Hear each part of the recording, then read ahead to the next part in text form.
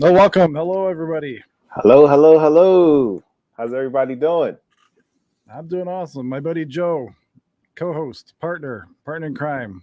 Yes, John, my favorite host, co-host.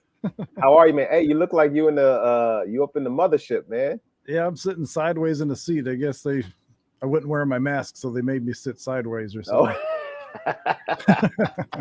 looks like you left Earth because they're making everybody wear their Yeah, I masks, had right? to. All the craziness going on down here. I Oh got man, I'm afraid the Taliban might come and try to invade America, man. I might have to get out of here too. Nah. China's next move is going to be Taiwan. Oh yeah, I've heard. I've heard. So, You think they're going to get that far? oh yeah, I think so. I think that might be the starting Maybe. point of some stuff, some good Yeah, stuff. yeah, yeah. It But might be the that's end another game. show. We got a whole Uh, anyway, welcome everybody. Yes. Thanks for joining us.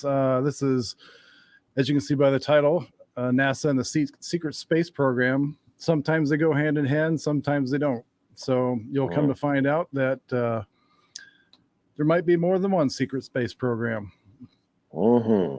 and some not so secret. You just may not know it. Oh yeah. Look, So this is a and big that's why. subject, man. Yeah, that's why I love talking about the galactic world, the space world, and because there's a lot of disclosure and exposure that needs to be put out there based on this subject. Yeah, there's a lot of for as long as I can. I get in this bad habit of saying fur instead of for as long as I can remember, even as a kid, watching the moon landing and that kind of stuff. Mm-hmm. Always had a fascination with space. Always had a fascination with looking up at the stars and always wondering, just Yeah. hey, Kimberly, how you doing? Kim, how are you? Good to have you on here. Yes, Looks yes. like you got some good reception over at your place tonight, man. You're looking nice and crisp and clean, and you don't got no weird artifacts or anything. Yeah, well, you know what? I kind of adjusted my camera on the MacBook Pro because I was using the Mevo camera and that keeps flickering. I hate the flickering that it does. Yeah.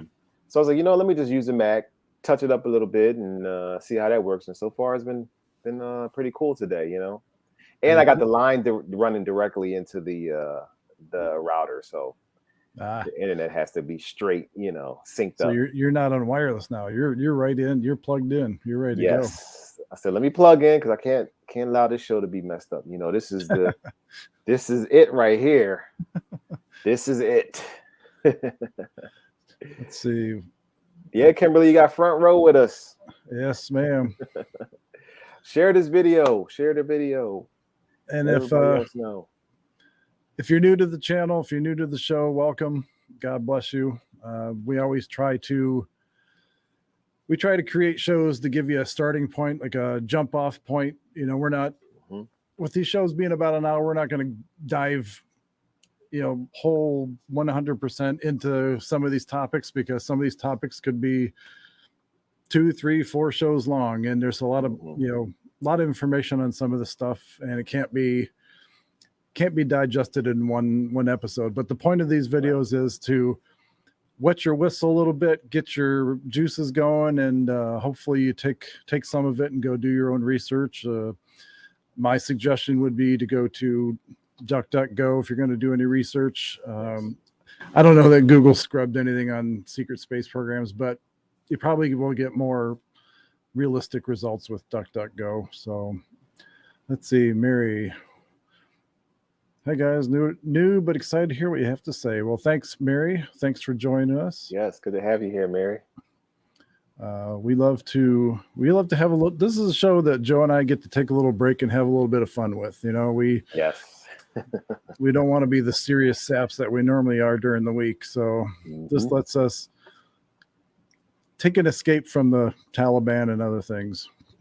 Yes. We're not gonna be climbing on planes trying to get out and falling from the sky. No. No, not at all. That's oh my god. Hopefully you guys aren't either when you see the show. Yes, Kimberly, there's a lot of rabbit holes, and thank you. a lot of people, that seems to be a common thread. A lot of people are waking up in the last 18 months or so. And that's part of this whole Great Awakening, and it's a fun thing. And so what you got, Joe? How do you want to start? What do you want Man, to talk about? I have too many thoughts when it comes to NASA. And I mean, let's start with NASA, because all of the, you know, errors, I would say, that they've been putting out there, as far as pictures and videos and all types of things. You know, I was one of those boys, and still am, as a man, one of those guys that, you know, I stay, you know, I keep my eyes to the sky. I'm a nature guy. I love science. You know, I grew up, you know, bringing animals into the house, frogs, turtles. I had it all, gerbils, hamsters. You know, I had microscopes. I had telescopes. And, you know, I used to love to look at the moon and other planets and things like that. But I got to one point where it seemed to me that the pictures and the videos that NASA was showing us kind of looked the same as, you know, some of the scenes that I've seen in like California, and, you know, I'm talking about being there. Like, you know, you see some of the, you're in the desert, and, you know, and it's like, hold up, this kind of looks like I'm on another planet or the moon or something. And, you know, you see pictures of Colorado and North Dakota, you know, and the Rocky Mountains and all types of stuff. And you're like, wait, this looks a lot like the images that NASA shows us. Yep. You I've know, got a few little video clips on that exact same thing we'll bring up here shortly. Yeah. And then the videos. What about the videos? When how come when they show a rocket or somebody being launched in, you know, into space, or going to, you know, whether it's the what do they have up there, the whole space station, or if it's somebody who just, well, they haven't been, I don't know if they've been back to the moon for a while, and that's a whole other question. Why haven't we been back to the moon? Or, you know, we're going to talk about Apollo 22. Yeah, you know, like what's going on with that. But then, you know, it's like they show the video of the rocket launching, and then when they get to a certain, I guess, distance or level, they're like, all right, well, we're going to get back to our regular programming, you know. And it's like, wait, why can't we see them go into outer space and, you know, to the space station and all that stuff, you know? Yeah, so why can't we see them go past the firmament? Yeah, why can't we see them go through the water that's on high? You know, I don't know. You know, it's just, I'm just throwing it out there because these are thoughts that I have, and I'm sure other people are thinking and asking the same questions. You know, because I know you, John. I know you have all the videos, you have all the information. So I just want to pose these questions and just put these thoughts out there so that you can complete a lot of. Oh yeah, there's. I want to make a little bit of a distinction with secret space programs because there's so much information on them, in my opinion, with the amount of people that have talked about it. I believe there's more than one, we'll just call them space programs. Some are secret, some aren't. Some involve the elite of the world, and some involve the not so elite of the world. And there's been many accounts of, I can't remember his name.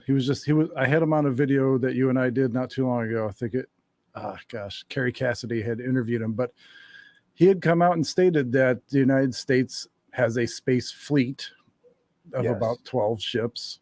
And that is one of the secret space programs. There's another secret space program that works out of the Skunk Works out of Area 51 and Groom Lake.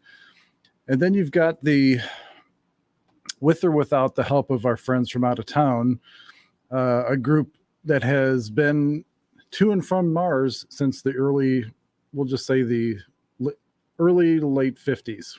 And there is many people that have come forward that supposedly or allegedly, whatever word you want to use, that were members of this particular, we'll call them Space Marines for lack of a better term, that were stationed there and that were retired from there, that had spent 2 decades there, and they were relaying their experiences at the base on Mars.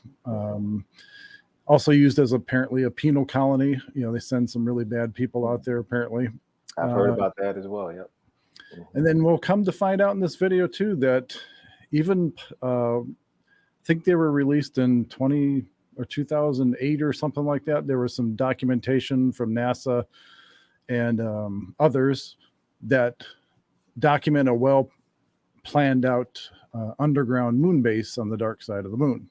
Yes. So, and some of it had to do with or deal with being able to fire nuclear weapons and other weapons from the moon to earthbound targets and spacebound targets and that kind of stuff. So, hey, I got a message from a friend of mine yesterday, last night, and he was saying that he was in New York last night, and he noticed the moon was kind of, because it was, I guess it was like a half crescent or something.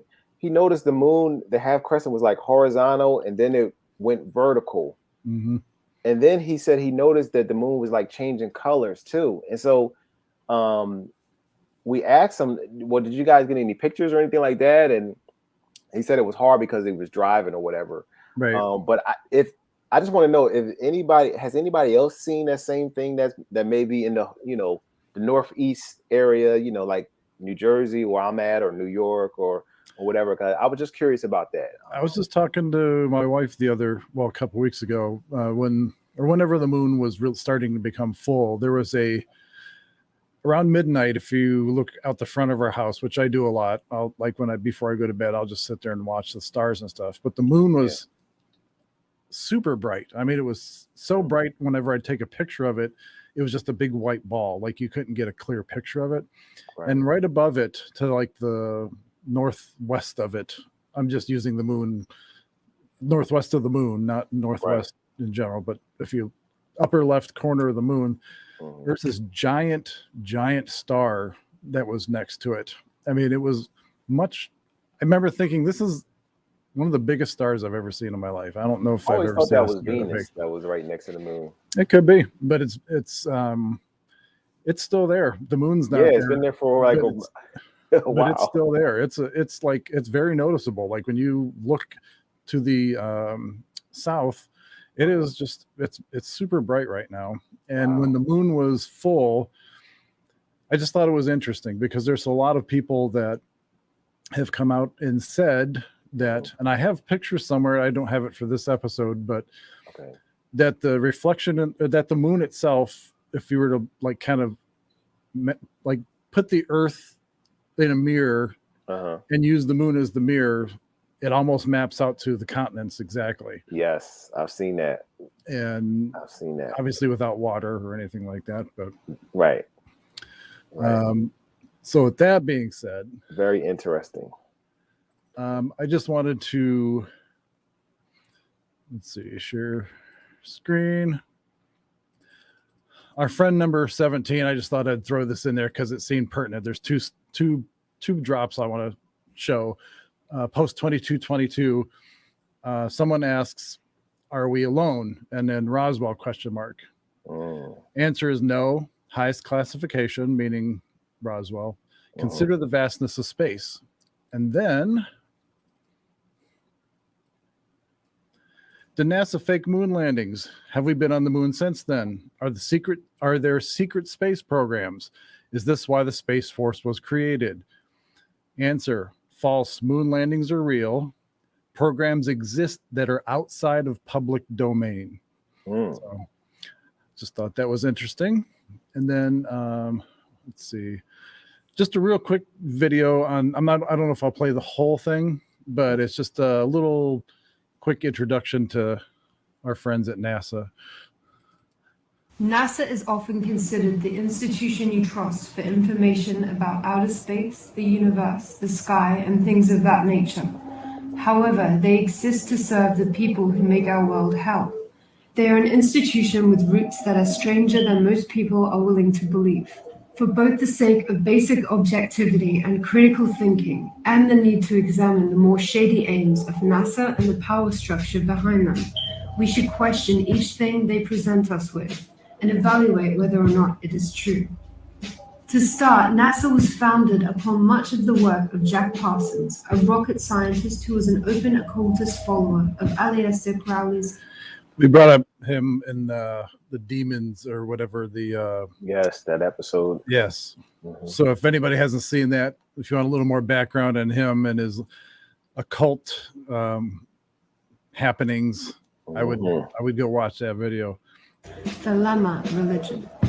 While having a unique spiritual perspective is no crime, Thelema is linked to very dangerous people who hold positions of power, and Crowley is revered by some people who are true enemies of humanity. Parsons has been cited as one of the most significant figures to propagate Thelema across North America.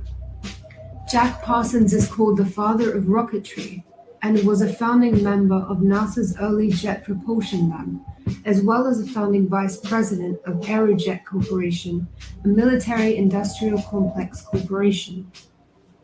He consulted the Israeli rocket program during Israel's first years, and was so on the side of Israeli apartheid, he was accused of being a spy for Israel by the US government. He died at the age of 37 in a suspicious explosion. L. Ron Hubbard, the founder of Scientology, was close to Jack Parsons. Both Thelema and Scientology have been deep in Hollywood.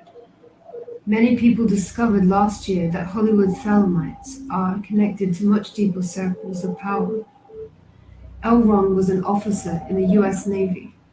Another close associate of Parsons was another occultist who made significant contributions to the atomic bomb with the Manhattan Project.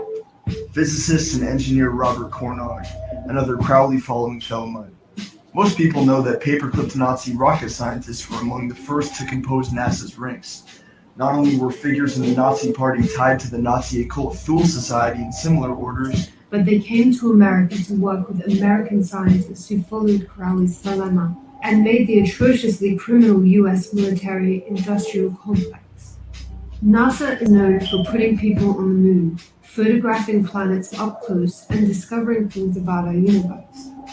People search for objective evidence to prove the validity of their claims. People search for evidence to prove that the photos of planets are in fact real, or proof that they really went to the moon. This proof is not easy to find, and they may or may not have done many of the things they claim to do. I just wanted to play that to get so people had an idea of a little bit of the weird beginnings of NASA. NASA, yeah. Or some of the people that were involved, I should say. Yeah, it makes you question, what is NASA really about? Because think of it this way, I'm not saying I'm a flat earther or anything, but until a few months ago, I would have smacked anybody that said the earth was flat, Yeah. But I have to say my mind has been open to a lot of things. I have not come to a conclusion yet, but it's been put that the only proof that we're on a globe or anything other than, I don't want to say flat, maybe it's not flat, maybe there's, it's semi-oblong or something, I don't know, but yeah, a realm instead of a planet, I guess. But the only proof that we have is images from NASA. And when you get up to about 144,000 feet, I think it is, where a lot of these weather balloons and scientific balloons go up to, and some of the spacecraft in low Earth orbit and that kind of stuff, satellites. If you notice anything that's projected into the media, whether it's from NASA or otherwise, it's like they use a fisheye lens on every image, because the horizon always it has a very unique rounded curvature to it. But when you have an independent scientist or somebody that's not part of the game that sends something up that high, this is what you get.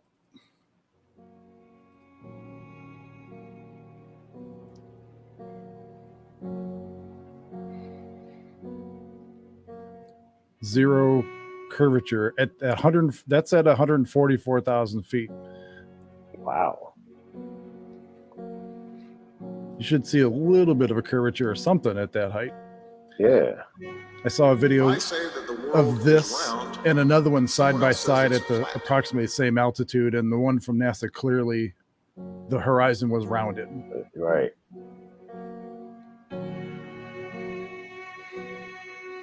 Again, this is not a video about flat Earth. This is just talking about this, NASA and secret space program and is round. Why I mean, it stopped turning the camera? well, it's like hanging on a balloon. So whatever this camera, this unit is, it's just kind of going with wherever it's going, So it's kind of floating around and rotating or whatever. It's not being manipulated. It's just hanging there. But I don't have much patience for anyone who Wow. denies this challenge is real. From this camera, it looks flat to me. Flat as far as you can see, far as the Yeah. eye can see.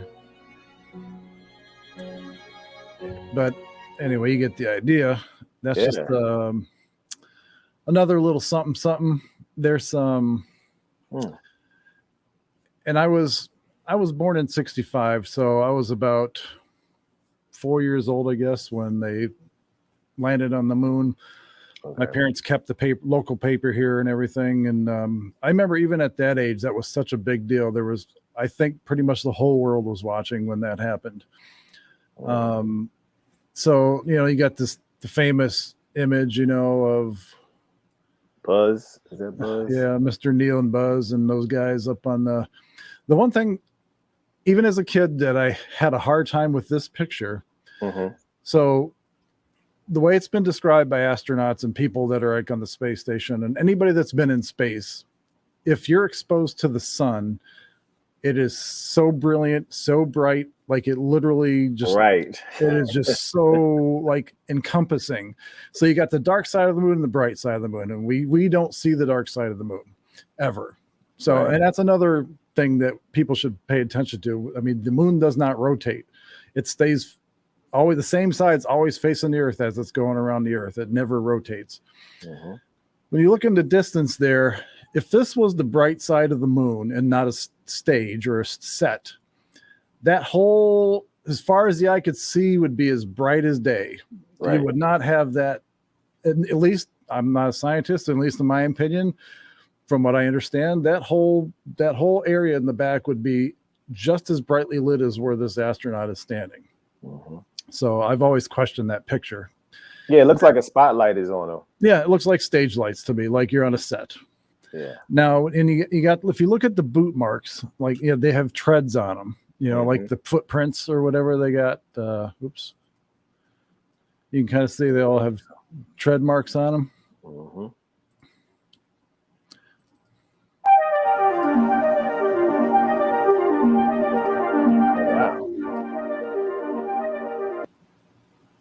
That was a quick video.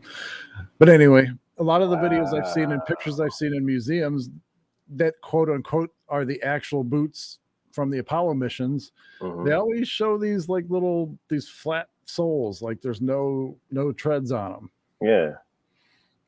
That's interesting. So I thought that was kind of interesting. There is, where is it here? There was in the secret space program. I'll just pull this up since we're talking about it. In July 2014, on the 45th anniversary of Apollo 11's moon landing, the government declassified information about a secret space program from the 1950s called Project Horizon, and that's what I was referring to earlier. And I've got more on Project Horizon here. The plan outlined the building of a permanent military base on the moon. 10 to 20 men would be sent with all their supplies and nuclear weapons. The secret moon base would be used for surveillance against and protection from the Soviet Union, and the men would have constant communication with the Earth. The released documents show the scientists knew it wasn't possible to implement the plan, but it was expected to be put in place as technology advanced. So anyway, they say it never got off the ground. So I'll just keep that in the back of your head. They say never got off the ground. This is an article I found from Dustin Wixel. I can't remember what site I found it from.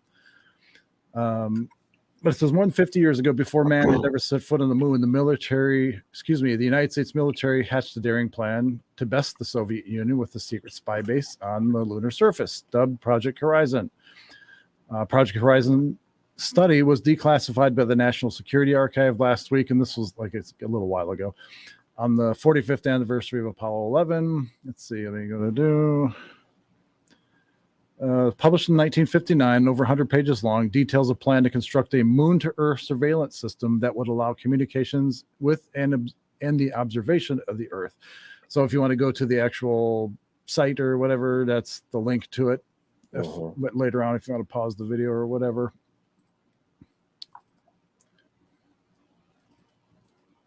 Okay.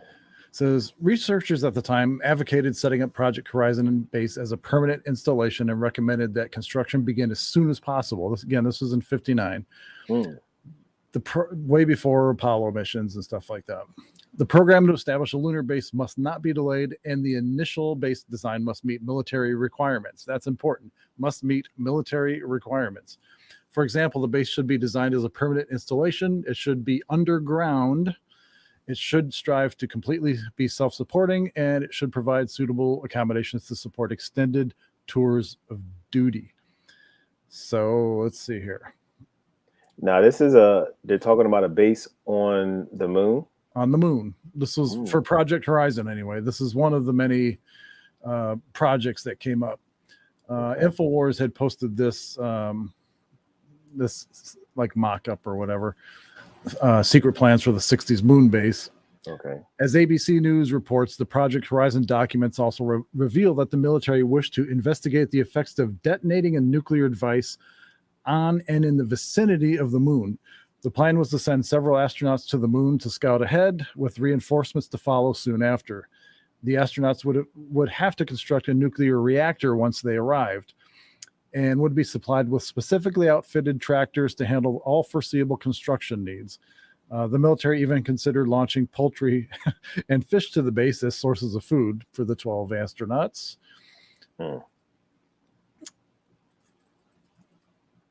So based on present knowledge, the study has concluded that it is technically feasible to establish a manned base on the moon. Technically feasible is not meant to imply that the equipments are available or the techniques are completely known. So that's the declassified part, so that we know about anyway. And so it kind of makes you think, did they ever start that? Did they ever? Because I can't remember which Apollo mission it was. It wasn't 20, but there was a mission that they leaked the audio from the astronauts, and if I remember correctly, they were commenting on how, because they were on the dark side of the moon, that they saw this secret base. It was like an active base. Okay. There was alien, or what they thought was alien technology and aircraft at the base, and they were kindly asked to remove themselves from the area and never come back.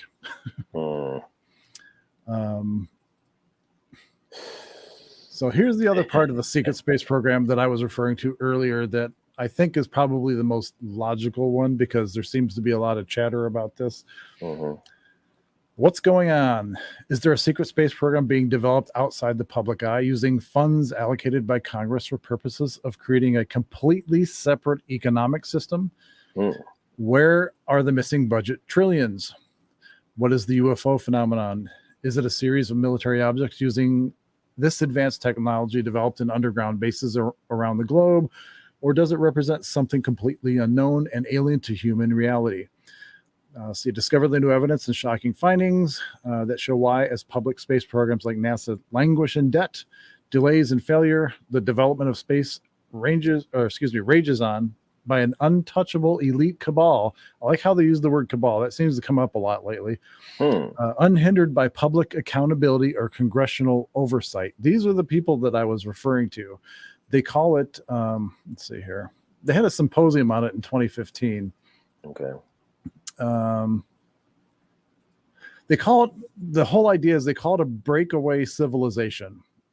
And a lot of the secret projects and secret space program funding goes to, and here's another word we hear a lot of right now, is transhumanism.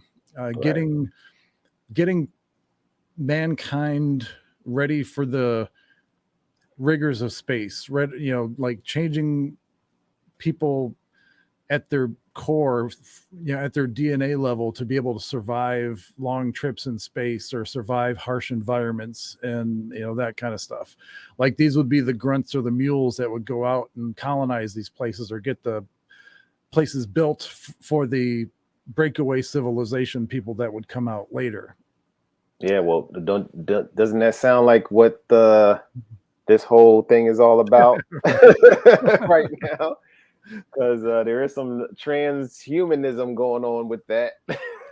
Well, also look at how hard they're pushing AI technology. Almost like cyborg technology. Like they're trying to pair human mechanical and computer type interfaces all in the same person. Right. Well, when you have that too, you have control theoretically over that person or whatever you want to call it. Mm-hmm. It says over the years, this is from that conference, there have been many confirmed world military encounters with UFOs. The energy and technology implications of these crafts and the probable political forces that are blocking changes to our energy paradigm are very much worth researching. Ever wondered how a breakaway civilization could operate with impunity? And if you think about it, right now, the Earth is the easiest target because that's where most people are based at. These elites like Klaus Schwab and all these other a-holes that want to make a new world order and make everybody subservient. It's easy because we're here. But what if their population agenda doesn't go through and the world keeps getting more populated? And so they have a plan to go somewhere else and just dump the Earth and start somewhere else. Mm-hmm. So they can be their own bosses over there. Secret space programs and FDR. In the 1940s, according to recently released documents, President Franklin Delano Roosevelt commissioned a secret space program. And again, this is FDR. So this goes even farther back. He was concerned about how to move large numbers of people in case of nuclear war to avoid massive radiation damage. He thought there might also be a need to escape the ravages of some other global cataclysmic event. That sounds familiar. Right. Since there was no place on Earth to which large masses of people could be moved, he considered the possibility of moving to locations in space. At first, moving to the nearest star, Alpha Centauri, seemed like an option. However, the distance made such a plan impossible. As a next step, FDR focused on the moon, Mars, Venus, or as alternatives to Earth. Now, pausing there, I think people that are watching this, hey, Natalie, probably know, or at least have an idea, Mars used to be a lush, thriving planet. At least there's suggestions that Mars was a lush planet that had water, had greenery, and a nice atmosphere, that kind of stuff. Right. Even suggestions that cursorily, I don't know if that's a word, that there might have been a civilization or two. It's a word now. Might have, yeah, there you go. That might have occupied that planet.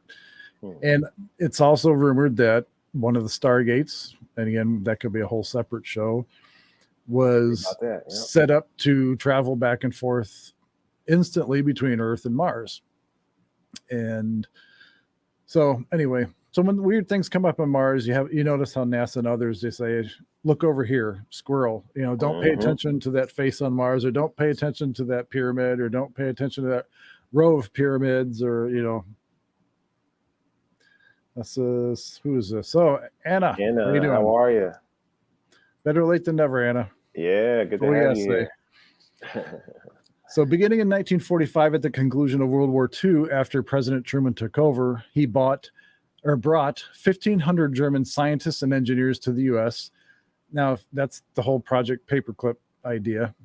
The scientists, under Hitler's leadership in Nazi Germany, made advancements in the development of flying saucers like the Nazi Bell. And for those of you that aren't familiar, the Nazi Bell, also called Die Glocke, was rumored to be a time travel device /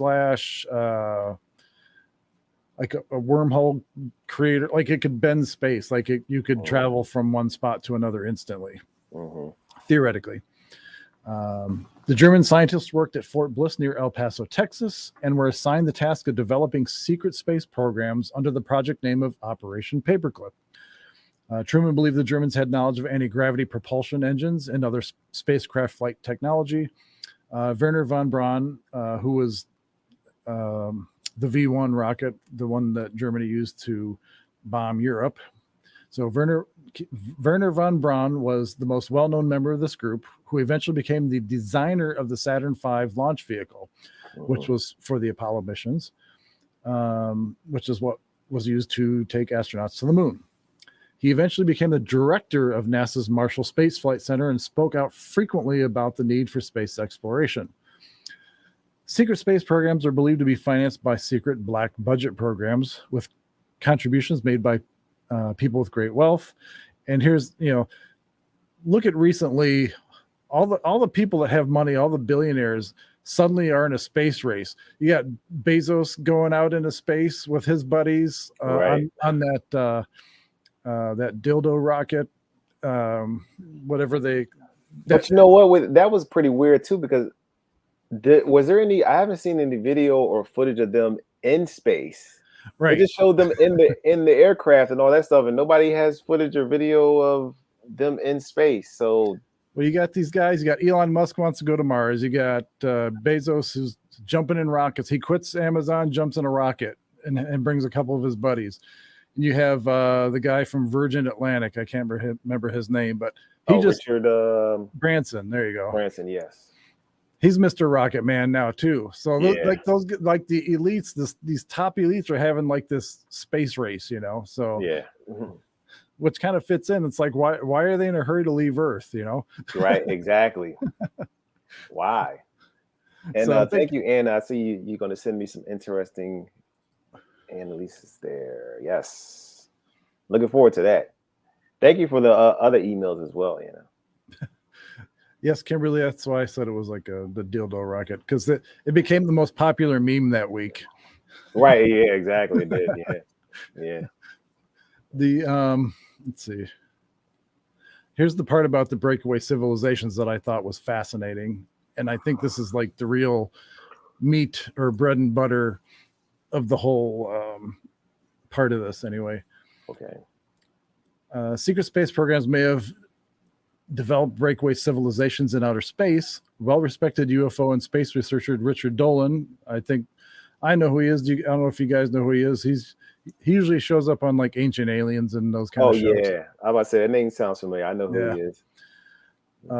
He defines a breakaway civilization as a secret group of technologically advanced people who don't share their knowledge with the rest of the world.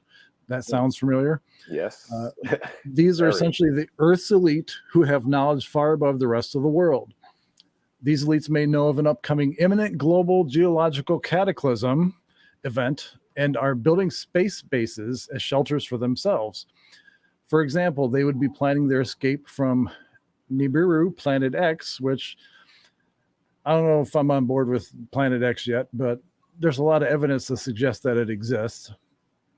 And if you don't know what Planet X is, I would certainly suggest that you do some research, because it is an interesting subject on its own, which triggers comet showers every, 27 million years. So one of those comets is expected to crash into Earth and totally destroy it sometime in the not too distant future.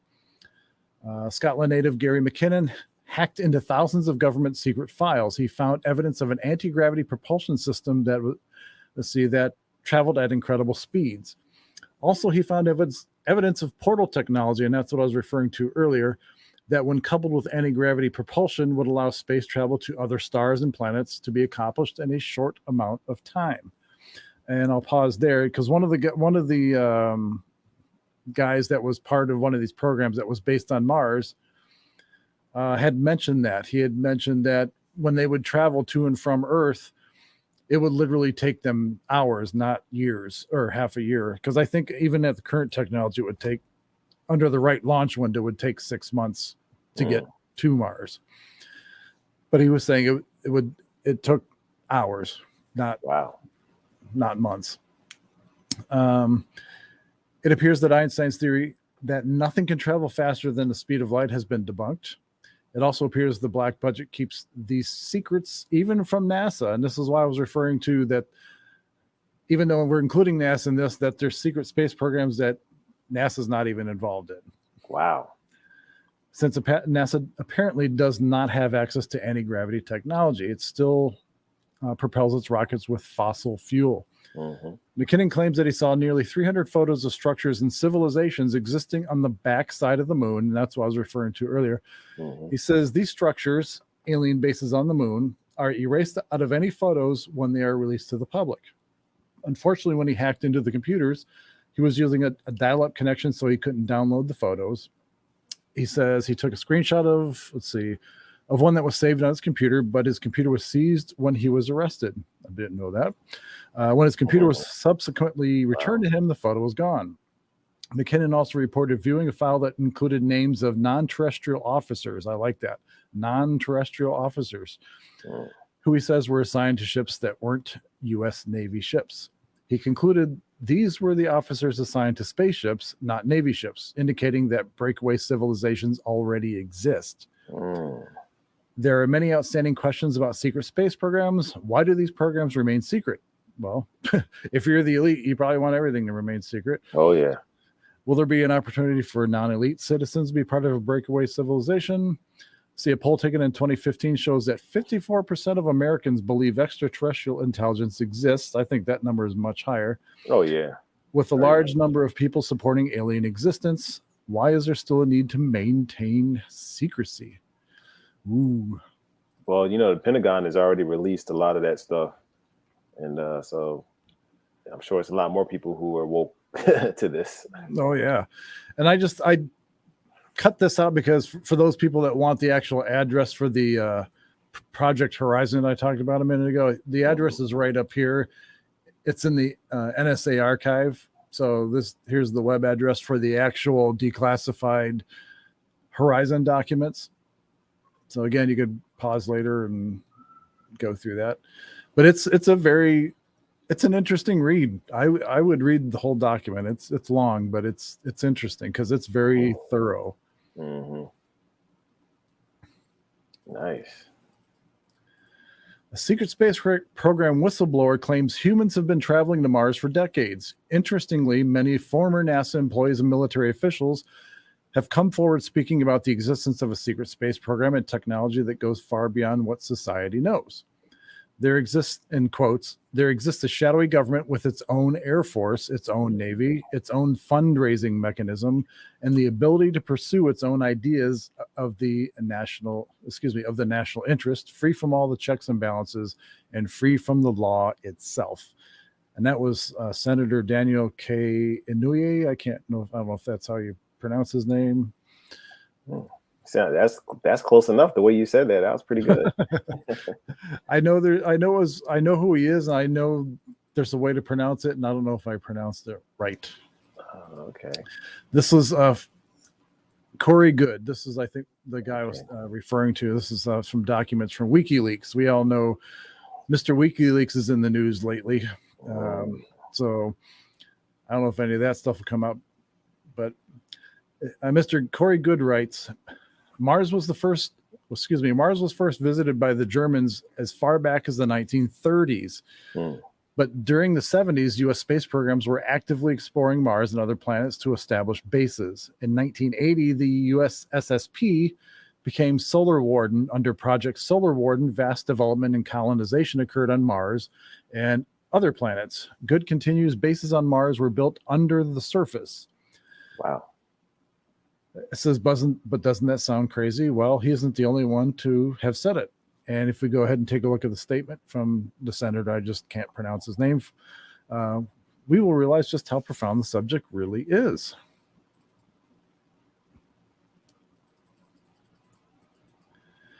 And this is from another guy, William Tompkins. During my tenure in the Navy, we discovered that the Germans had been inventing space technology since the early 20th century. So a lot of this hinges around that project or the paperclip guys. In addition to Good, a former NASA employee claimed there were secret manned missions to Mars over 20 years ago. In an interview with Coast to Coast AM, and if you guys don't know who Mr. Nuri is from Coast to Coast AM, he's been around for a long time. His show is usually on at weird hours. It's like really late at night, but he's got some of the coolest guests on there. A woman by the name of Jackie talked about humans on Mars, something that has been discussed among other alleged NASA employees for years. Quote, then I saw two men in spacesuits, not the bulky suits that are normally used, but they looked protective. They came over the horizon walking to the Viking Explorer. Huh. There's life on Mars, huh? Yep, and this is the retired Marine that I was talking about, or Okay. officer. In addition to the above, former Marine claims to have even worked on Mars. The retired officer, known as Captain K, pseudonym apparently, said that not only have humans made it to Mars in the past, we have developed a secret space program and flotilla, meaning like a space fleet, that operates in space. According to the former Marine, he was posted on the Red Planet for years, and his mission was to protect the 5 human colonies from indigenous life forms on Mars, meaning there was some peoples already living there, and they're kind of occupying the same space. Wow. According to Captain K, not only did he spend years on Mars, but he also served aboard a giant space carrier for 3 years. So there's just, It's there's amazing. a lot of stuff that's kind of I mean, you know what? A lot of it sounds like, and you get the vision of a lot of movies that we watch. As you're talking, you can envision a lot of movies that we've seen in the past that are talking or showing us specifically what they've been doing for so long. And they're using these movies to make people think that, oh, it's just make believe and all this stuff. But no, they're actually really showing you what they are doing and what they've been doing for a long time. Go watch the second Independence Day movie, not the first one. Oh the yeah. second. Yeah. That's kind of, I'm not gonna say give it away, but that kind of throws some things right out in the public domain there. Yeah, that gave a lot of good things away there. Oh yeah. Conundrum. There is a series of videos by a guy that goes by URAnon, like EWARANON or something like that. And this series of videos. I took a few clips from it. I can't remember how many there are. It's like 13 or 15. But that's what kind of opened my eyes a little bit to the whole idea that there was possibly a flat Earth aspect to this whole thing. Okay. But I just pulled a couple clips that I thought were kind of pertinent to NASA and the secret space program. Of physics. I mean, we landed on the moon, for God's sake. Surely, if the Earth was splattered stationary, then somebody would have realized by now. These brave souls did the unthinkable. They flew to the moon, they landed, took their first cautionary steps and planted the American flag. NASA sent multiple crews to the moon on subsequent Apollo missions. Something I want to comment on, this has always bugged me as a kid too. I'm going to pause it here. I could never figure out, did the flag just look like that in a low gravity situation? Right. And then when I look at the pictures, because they purposely did this, you can see there's a pole that goes through the top because you can see it stick out the end of the flag there. Yeah. So I don't know if it's because it would just hang limp if they didn't put it in there, or if they did that to make it look like it was an anti or low gravity situation or whatever. So just throwing that out there. Yeah. That may or may not mean anything. They even managed to film Apollo 17 leaving the moon. All the years that I've seen this, until I saw this video, I never questioned it. Yeah, how did that happen? Who's videoing that capsule taking off when they're leaving? Right. Okay, I'm gonna get the pro. 99. Because it follows it up. Watch it, follows it up. 1. Ignition. Right away, Houston.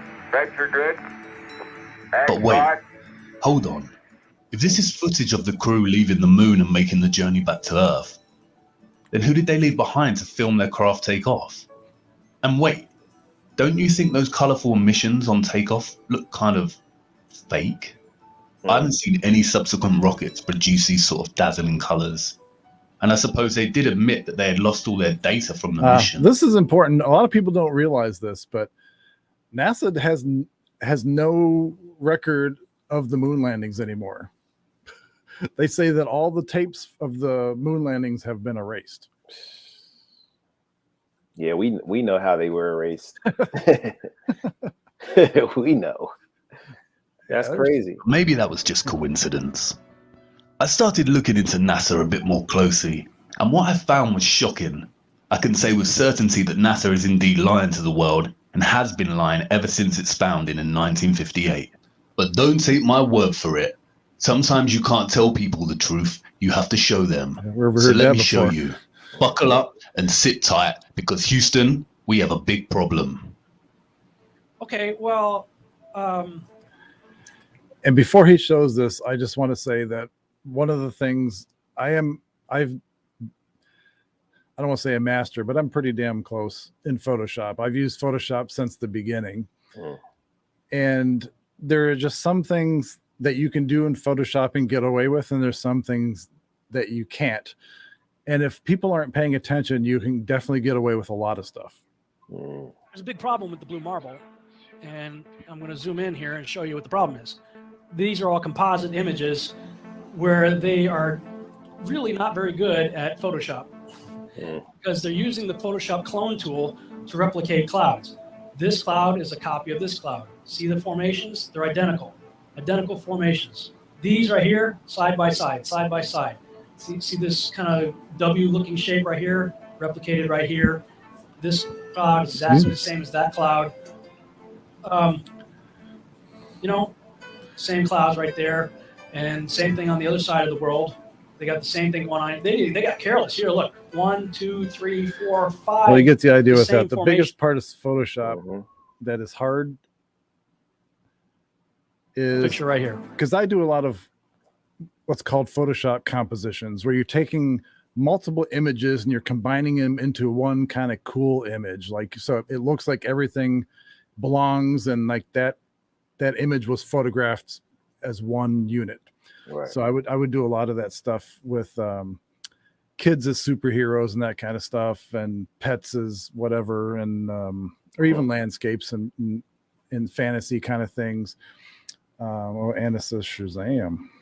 Shazam is right. All right, this is a famous photograph of like the Earth from the moon. Now, in a legitimate photo, every element of this picture, if you change the settings in Photoshop, you can adjust for levels and a bunch of other things, but everything should be affected equally, and there should be no vignetting on any particular spot or image.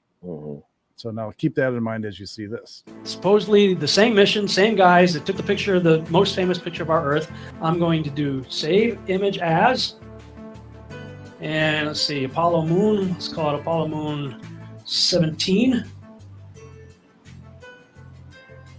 And I'm going to open that in Photoshop. And if those of you who think this technical difficulty was planned and think I'm scamming you, go do it for yourself. Because you're going to find the exact same thing. I got nothing to hide here. This is live on the air, okay? I'm going to zoom in on the Earth in Photoshop. You see the Earth? Go to image, adjust, levels, and I'm going to move the levels over here. And I'm going to bring the levels up. Uh-oh. What is that? Can anybody guess why that rectangle around the Earth is not a good thing?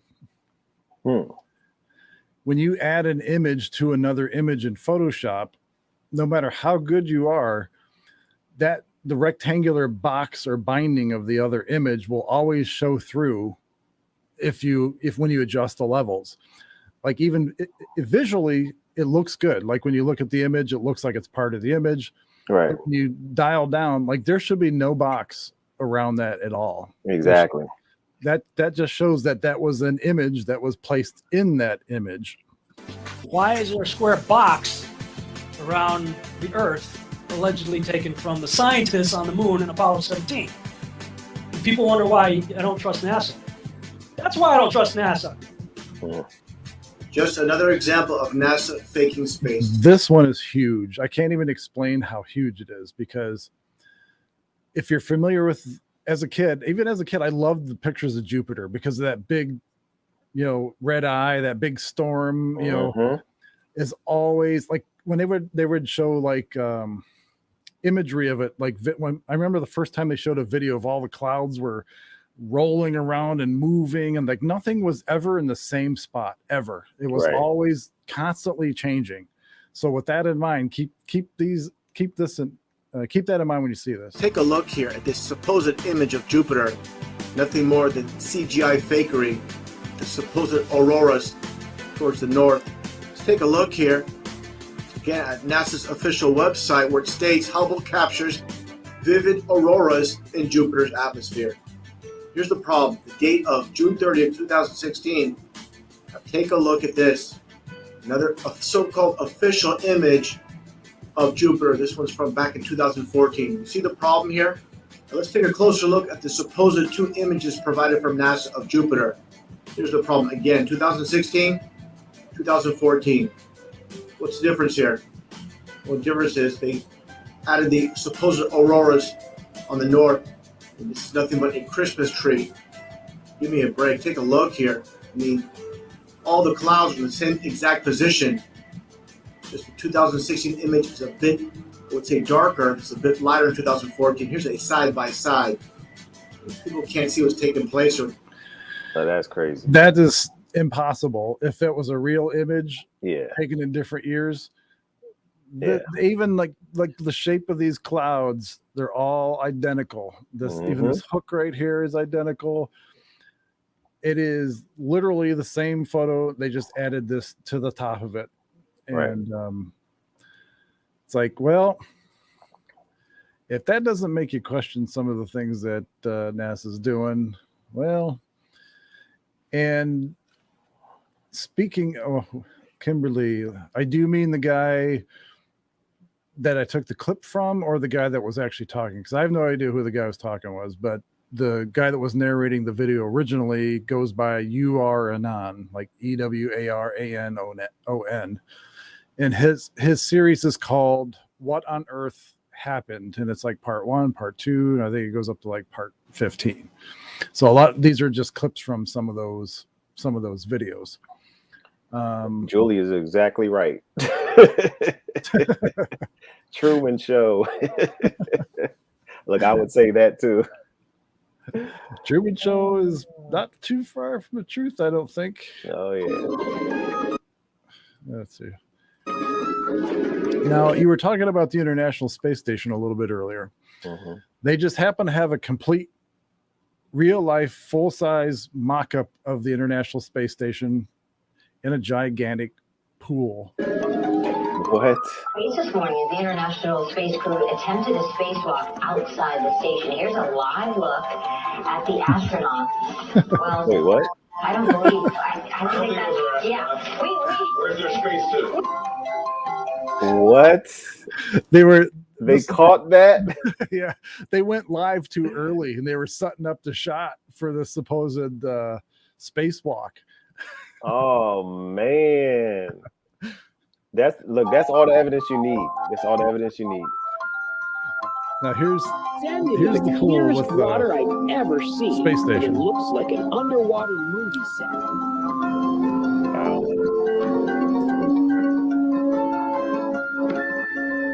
The pool is a staggering 40 feet deep, and everywhere I look are full-size replica sections of the International Space Station. I take a few minutes to explore the pool. I can see from one end to the other very clearly, meaning that the underwater visibility is over to. I always love this video. I don't know if you caught that.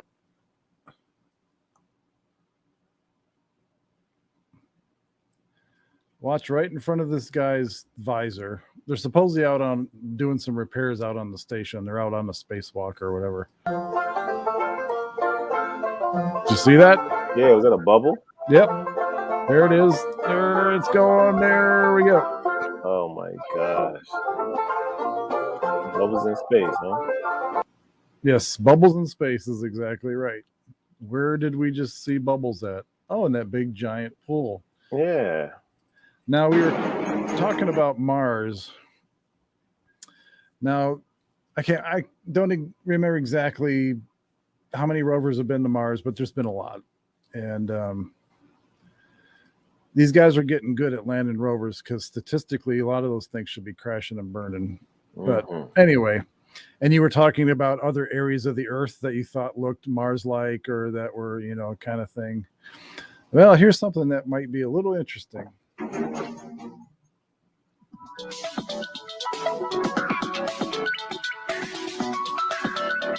Oh yeah, this the one with the fly on. Oh my god.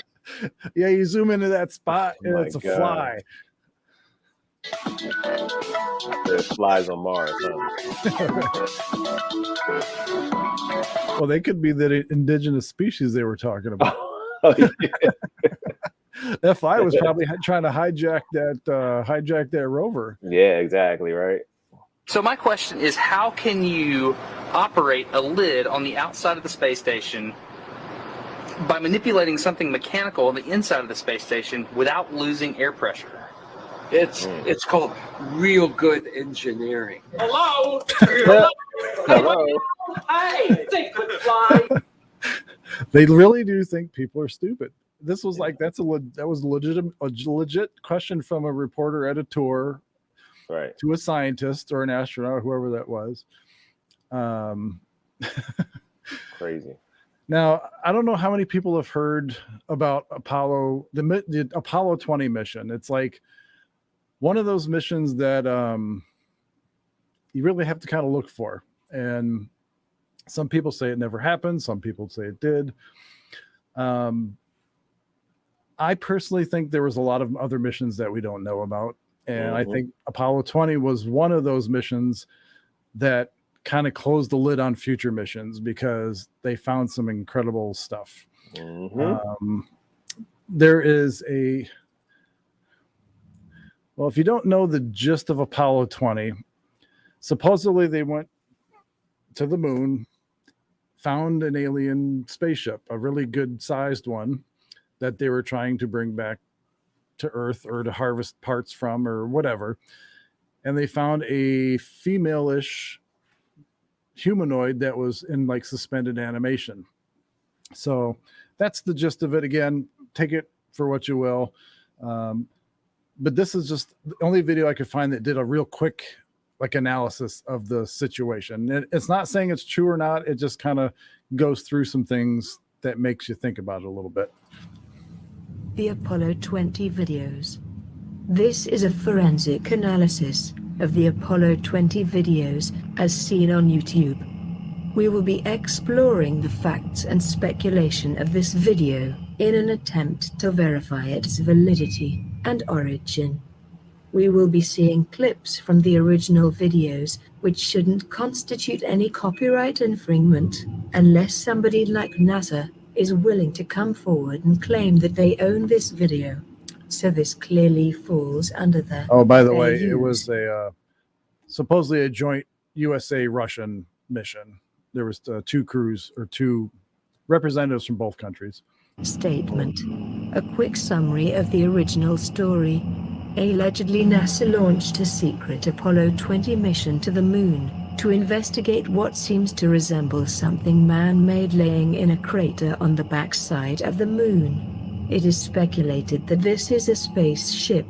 It looks more like it's made of stone or rock and hand-carved by somebody, similar to what we see in Stargate, which represents the alien technology.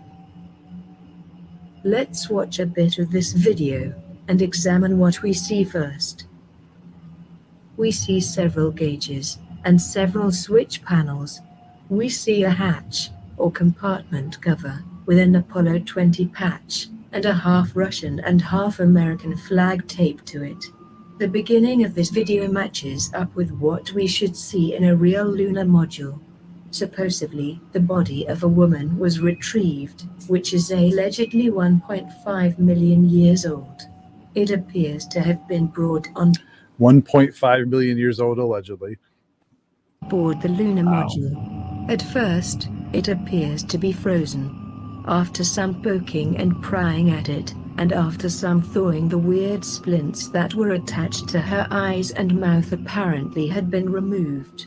At this point it seems her face must still be elastic, because her mouth is now mostly closed.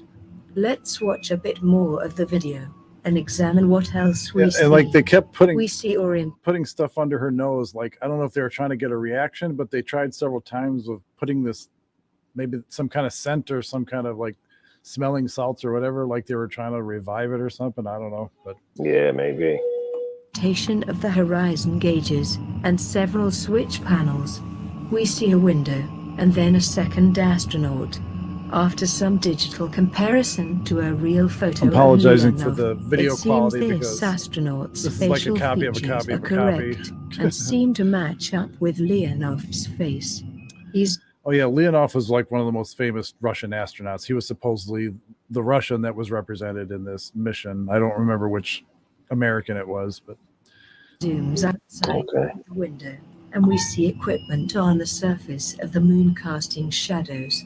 They are apparently landed on the moon. The movement of the camera seems like it's scripted.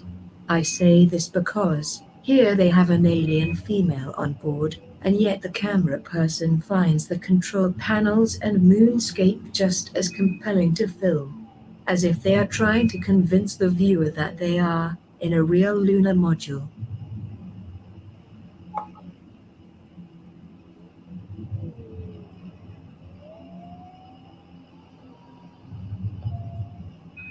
We see a body of a female. But more important, we see several switch panels. Now let's examine the interior of the real Apollo LEM, or Lunar Excursion Module. Here are images of the LEM interior. Notice something familiar? All the gauges and switches are absolutely correct. There is at least 4 ways I can think of to do this. 1. They mocked up an exact replica of the lunar module. 2. They snuck a clay mannequin into a museum, and then managed to get it and themselves inside the lunar module exhibit. 3. They managed to gain access to the soundstage and props where Tom Hanks filmed Apollo 13, or the soundstage of the 2011 movie Apollo 18. 4. Or it could be real. The evidence seems clear. Only you can make your own choice. and that's all we ever tell everybody. You make your own choice, come up with your own conclusions. But I just thought that's a part of this whole lore is the Apollo 20 mission, the alleged Apollo 20 mission. And so I thought for anybody that hasn't seen it, that'd be a good thing to see. Do you know who Stanley Kubrick is? Nah, I don't know who that is. He was, when I was younger, he was one of my favorite movie makers. He made 2001 Space Odyssey. But he was a very well-known movie maker. And towards the end of his life, and this is what I'll end on as far as these videos and stuff like that goes. Well, maybe I won't, but he came out in an interview, basically admitted that he was hired to fake the moon landing, and he's the one that filmed the entire moon landing. On World News Tonight this Sunday, one of the world's greatest filmmakers has died. Will you stop, Dave? Tonight, we remember Stanley Kubrick's visual legacy. I am Werner von Braun. This motion picture was produced to enable you to experience more personally and vividly the most dramatic events of the Apollo 11 story. The pictures and sounds are real, recorded in real time, where the action really was. So, come with us. We are going to the moon. And I'm sure you've heard the rumors. That's right. So basically, this whole interview, Stanley's having some serious regrets about faking out the American public. He has, he wants to get it off of his chest before he dies. it is his whole career. It has bothered him. And I don't know if he actually, what part of this video he comes out and says it, but I'll put a link to it, to a video, because I don't want to play the whole thing because it's like 6 minutes long. But bottom line is, he comes out and states that, for the record, he recorded the moon landing, and he was paid to do it.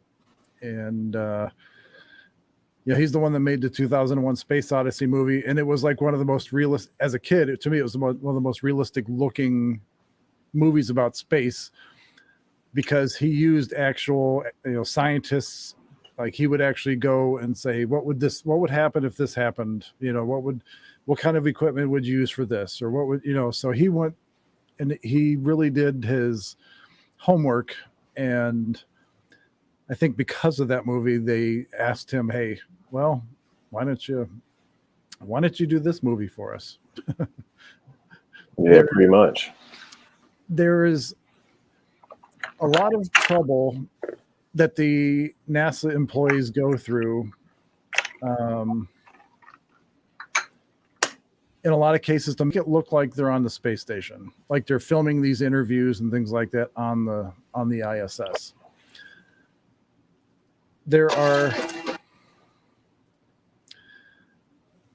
whether they are or not on the space station, I'm not speculating about that right now. I'm just pointing out the fact that not everything that they show from the space station is actually on the space station, because they utilize technology like green screens. They utilize technology like virtual reality, and you'll see in some of these clips that it's very obvious that they're trying to fake the American public out and to make it look like they're in an artificial gravity or zero gravity. Some of these people, you can clearly see where the wires that are suspending them are pulling on their clothes, like on their pants. And one guy, even as he's pretending to flip around in space, like in zero G, he falls. Like in 1 minute he's doing it, and then he falls to the ground because his wire broke or whatever.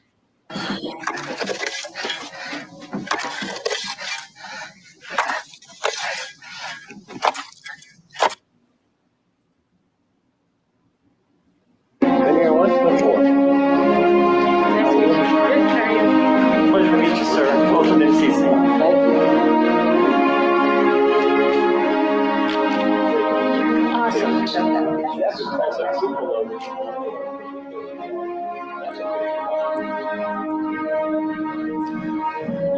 And a lot of people saw this live with Bush Sr. being rolled in there on his meat cart and going through this control room in NASA, supposedly getting ready to talk to these guys.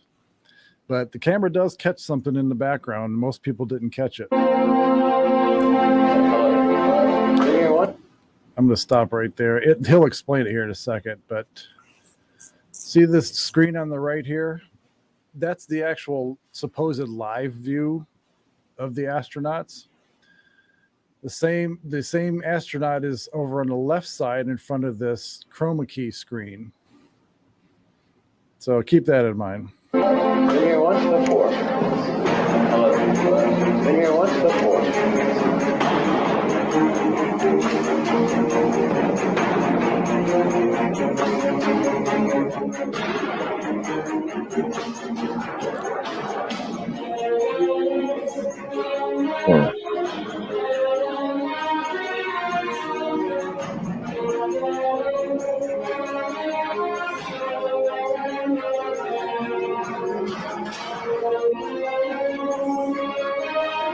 So again, I'm not saying that they're never there and they never shoot from the space station or anything like that. I'm just saying that they're not always there.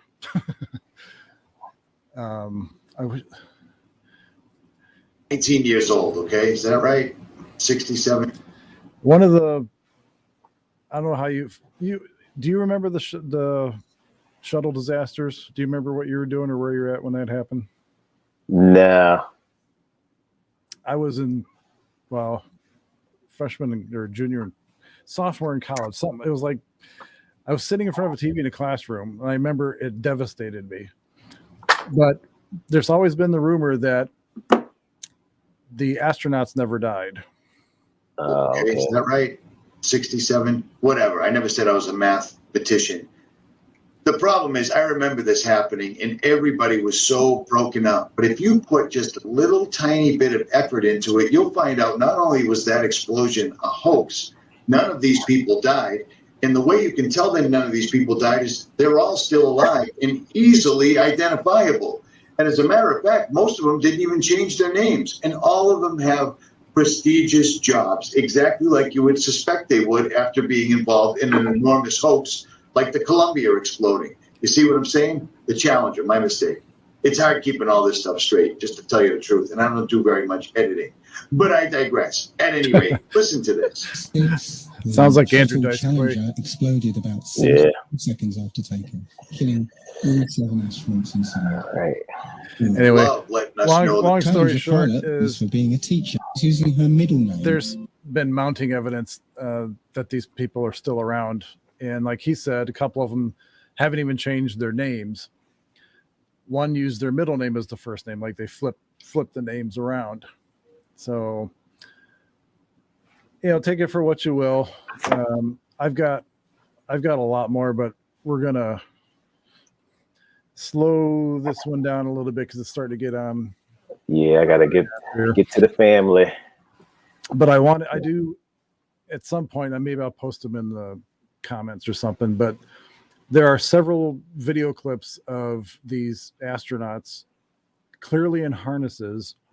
You could clearly see where the wires are pulling up on their pants or their back, and there's just so much stuff going on.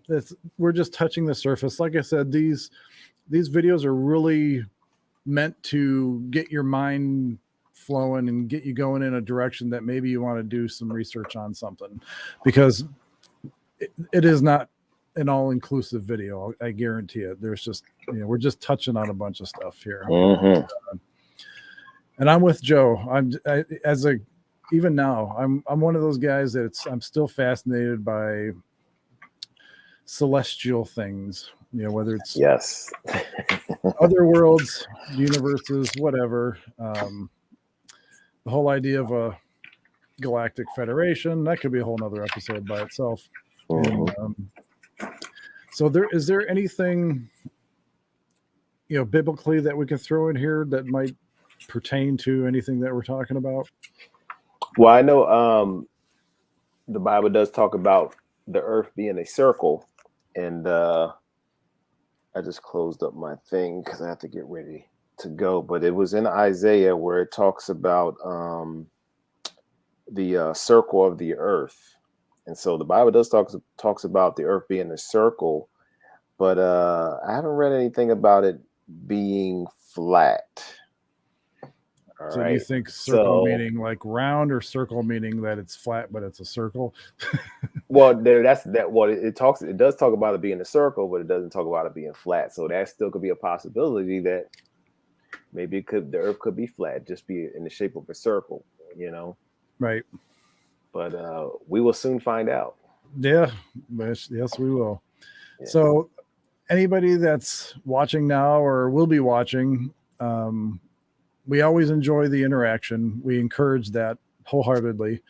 If you have any comments about the show, by all means, drop them in the comments, and there'll be a way to contact the show in the comments as well.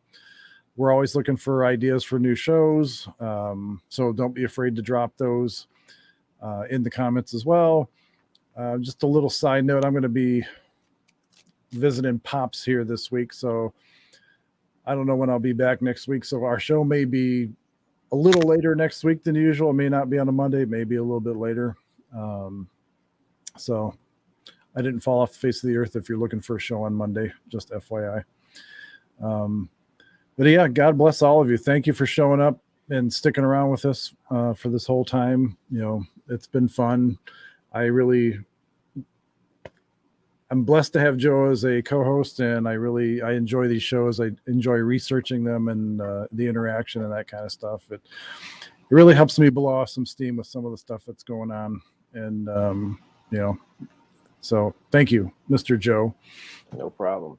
And I gotta go. Okay. All right, guys. God bless all of you. And until next time, we will see you then. All right.